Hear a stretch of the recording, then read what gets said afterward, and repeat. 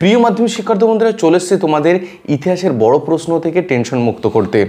প্রিয় শিক্ষার্থী বন্ধুরা, প্রত্যেক বছর আমরা দেখতে পাচ্ছি সমস্ত সাবজেক্ট বাকি রেখে ইতিহাসে কোনো না কোনো সমস্যা হচ্ছে, অথচ আমরা একাদশ শ্রেণী দ্বাদশ শ্রেণী যদি দেখি সেখানে ইতিহাস প্রশ্ন খুব সহজে কমন আসছে।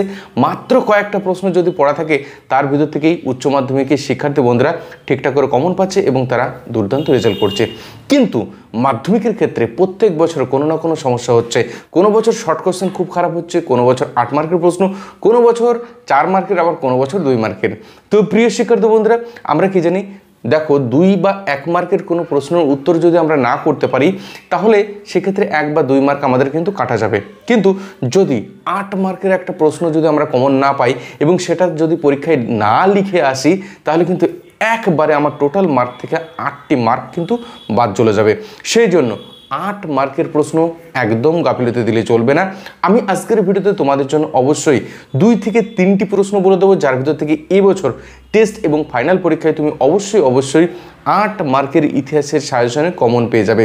তো প্রিয় শিক্ষার্থী বন্ধুরা, টেনশন চিন্তা ছেড়ে ফেলো, কারণ মামুন স্যার যখনই কোনো সাজেশন তোমাদের সামনে হাজির করবে সেটা সবসময় বিগত কয়েক বছরের সাজেশন ঘেটে দেখে, অর্থাৎ বিগত কয়েক বছরের প্রশ্নপত্র ভালো করে দেখে রিসার্চ করে তারপরে সাজেশন কিন্তু তোমাদের সামনে তুলে ধরে। সেই জন্য প্রথমেই টেনশন মুক্ত হয়ে যাও যে আমি প্রশ্ন দেখলাম আর সেটা তোমাদের সামনে তুলে ধরলাম, এটা কিন্তু কখনোই সম্ভব নয়। আমি বারবার বলছি, বিভিন্ন সহায়িকা বই, বিভিন্ন সাজেশন বই এবং বিগত বছরের প্রশ্নপত্রগুলো ঘেটে তারপরে তোমাদের সামনে কিন্তু সাজেশন তুলে ধরি। তো প্রিয় শিক্ষার্থী বন্ধুরা, যদি তোমরা এখন থেকে এই প্রশ্নগুলো ভালো করে পড়ে ফেলো, মাত্র কয়েকটা প্রশ্ন তোমাদের সামনে তুলে ধরবো, তাহলে টেনশন চিন্তা থাকবে না। 8 মার্কে 8 তোমরা কিন্তু ফুল পেয়ে যাচ্ছ। তো প্রিয় শিক্ষার্থী বন্ধুরা, আমরা যদি বিগত বছর অর্থাৎ 2024 সালে আমরা একটু দেখে নিই, এই 2024 সালে আমরা দেখতে পারবো বিদ্যাসাগরের যে বিধবা বিবাহ আন্দোলন, এখান থেকে একটা 8 মার্কের প্রশ্ন চলে এসছে। আর কোথা থেকে প্রশ্ন এসছে আমরা দেখতে পাচ্ছি যে সভা সমিতির যুগ এবং 19 শতকে বাংলার রাজনৈতিক চেতনার বিকাশে হিন্দু মেলা কিরূপ অবদান রেখেছিল, এবং বাংলার নমশূদ্র আন্দোলন থেকে একটা বড় প্রশ্ন এসছে। অর্থাৎ বিদ্যাসাগরের বিধবা বিবাহ আন্দোলন আর সভা সমিতির যুগ এবং নমশূদ্র আন্দোলন, এখান থেকে তোমাদের 8 মার্কের 3টি প্রশ্ন 2024 সালে এসেছিল।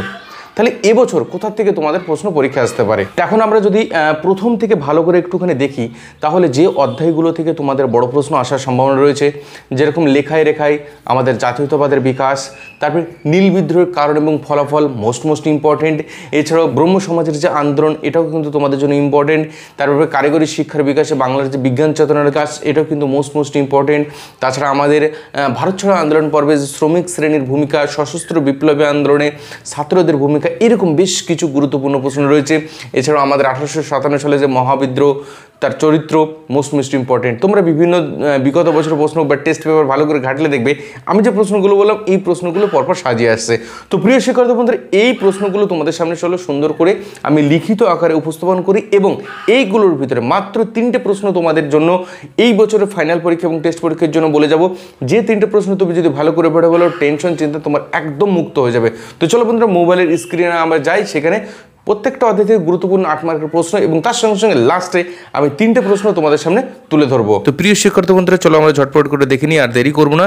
তোমাদের ইতিহাসে 2025 সালের 8 মার্কের ফাইনাল সাজেশন প্রথম থেকে শেষ পর্যন্ত গুরুত্বপূর্ণ প্রশ্নগুলো তোমাদের সামনে তুলে ধরছি।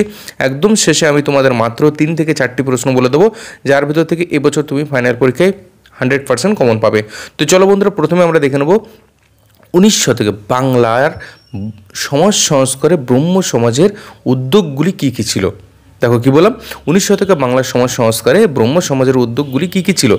অথবা এইরকম প্রশ্ন আসতে পারে, 19 শতকের সমাজ সংস্কারে বা 19 শতকে বাংলার সমাজ সংস্কারে রাজা রামমোহন রায়, কেশবচন্দ্র সেন এবং দেবেন্দ্রনাথ ঠাকুরের অবদান আলোচনা করো। দুটো প্রশ্নের উত্তর কিন্তু সেম হবে। অত্যধিক গুরুত্ব সহকারে দেখে নাও, যখন এটাকে আমি 2 স্টার দিচ্ছি, ঠিক আছে। 2 নম্বর প্রশ্ন, 19 শতকে বাংলার নবজাগরণ ও তার চরিত্র সম্পর্কে যা জানো লেখো।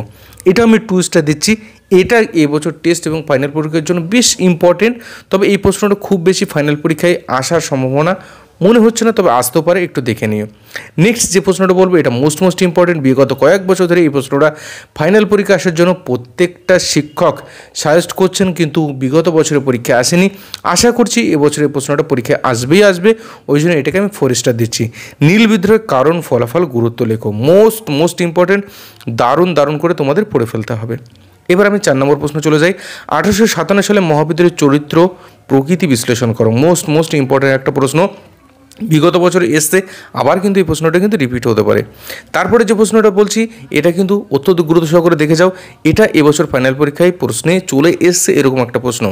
লেখায় রেখায় ভারতের জাতীয়তাবাদের বিকাশ আলোচনা করো। তোমাদের অধিকাংশ শিক্ষক, স্কুলের শিক্ষক, প্রাইভেট মাস্টার বা প্রাইভেট শিক্ষক, তারা কিন্তু সকলেই কিন্তু এই প্রশ্নটা তোমাদের সাজেস্ট করবে আশা করছি। 6 নম্বর প্রশ্ন, মানুষ প্রকৃতি শিক্ষার সমন্বয় বিষয়ে রবীন্দ্রনাথের চিন্তার সংক্ষিপ্ত আলোচনা করো। অনেকে বলবে এই প্রশ্নটা বিগত বছর পরীক্ষায় এসছে, না, এই প্রশ্নটি কিন্তু আসেনি। এই প্রশ্নটি এবছর তোমাদের কিন্তু পরীক্ষায় আসার প্রবল সম্ভাবনা রয়েছে। রবীন্দ্রনাথের শিক্ষা চিন্তার অন্য প্রশ্নগুলো এসেছে, কিন্তু এই যে মানুষ প্রকৃতির শিক্ষার সমন্বয় বিষয়ে রবীন্দ্রনাথের শিক্ষা চিন্তার যে সংক্ষিপ্ত আলোচনা, এটা এবছর আসার কিন্তু প্রবল সম্ভাবনা। নেক্সট 7 নম্বর প্রশ্ন, ভারত ছাড়ো আন্দোলনের সময় শ্রমিক শ্রেণীর অবদান। দেখো এটা 3 স্টার দিচ্ছি, এটাও কিন্তু মোস্ট ইম্পর্টেন্ট। আর লাস্ট যে প্রশ্ন, দেখো আমরা কি জানি বাংলাদেশের যে স্বাধীনতা নতুন করে আন্দোলন, অর্থাৎ আমাদের বাংলাদেশের সরকার নতুন করে করা হয়েছে ছাত্রদের আন্দোলনের জন্য। আমাদের আবার রিসেন্ট আমাদের যে আরজিকর হসপিটালে যে আন্দোলন চলছে ছাত্র সমাজের, তাই না, আরজিকর হসপিটালের খুব খারাপ একটা কিন্তু আমরা খুব রিসেন্ট ঘটনা ঘটেছে এবং তার প্রতিবাদে কিন্তু ছাত্র সমাজ নেমেছে। তাহলে আমাদের বিভিন্ন বিপ্লবী আন্দোলন, তারপর স্বাধীনতা আন্দোলনে ছাত্র সমাজের ভূমিকা কিন্তু সবসময় রয়েছে।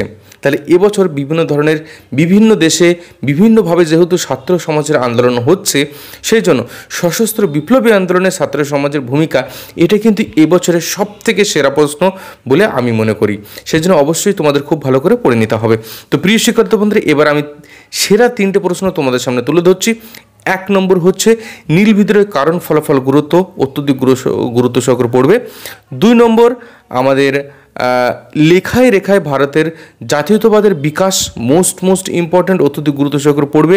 আর 3 নম্বর সশস্ত্র বিপ্লবী আন্দোলনে ছাত্র সমাজের ভূমিকা।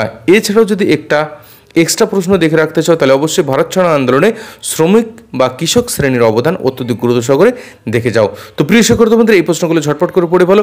তোমাদের চিন্তা টেনশন কোনো কিছু করতে হবে না। এই প্রশ্নগুলোর ভিতর থেকেই তোমরা কিন্তু এবছরের টেস্ট এবং ফাইনাল পরীক্ষায় 8 মার্কের প্রশ্ন 100% কমন পাবে। অল দ্য বেস্ট তোমাদের ফাইনাল পরীক্ষার জন্য এবং টেস্ট পরীক্ষার জন্য। চলো, নিশ্চয়ই তোমাদের সকলের ভালো রেজাল্ট হবে।